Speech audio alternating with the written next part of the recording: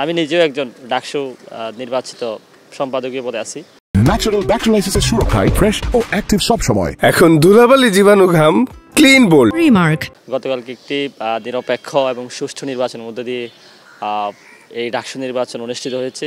সেটার জন্য আমরা প্রশাসনের কাছে কৃতজ্ঞতা জানাই এবং একই সাথে কৃতজ্ঞতা জানাই স্টুডেন্টদের কাছে, যারা তাদের ব্যালট বিপ্লবের মাধ্যমে তাদের নির্বাচিত নেতাদেরকে সুষ্ঠু পরিবেশের মাধ্যমে নির্বাচিত করেছেন।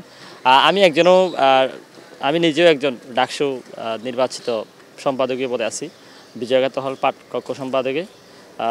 গতকালকে আমরা দেখেছি নির্বাচনে কেন্দ্রগুলোতে যেভাবে সুষ্ঠুভাবে নির্বাচন হয়েছে, এটা আসলে কল্পনাতীত ছিল, আমরা ভাবি নাই।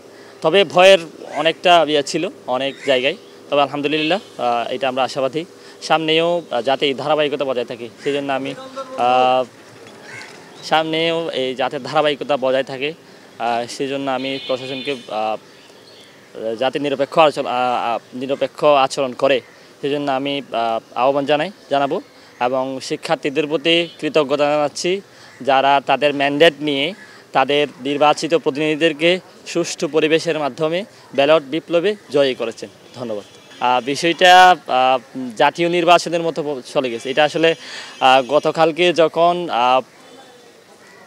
দেওয়া হচ্ছিল, ওই ফলাফল ঘোষণা করা হচ্ছিল, তখন দেখতে পেয়েছি আমরা পুরো বাংলাদেশে একসাথে একটা আমেজ উৎসব মুখর যে পরিবেশ সেটা আমরা দেখতে পেয়েছি এবং একই সাথে শিক্ষার্থীদের মাঝে যে একটা উৎসব মুখর পরিবেশ এবং তারা যে খুশি মনে এই তাদের নির্বাচিত প্রতিনিধিদের মেনে নিয়েছে, এটা আমরা দেখতে পেয়েছি। সো এটা নিঃসন্দেহে বলা যায় যে স্মরণকালে সেরা ডাকসুতে শিক্ষার্থীরা অবশ্যই সাধুবাদ জানিয়ে গ্রহণ করেছে।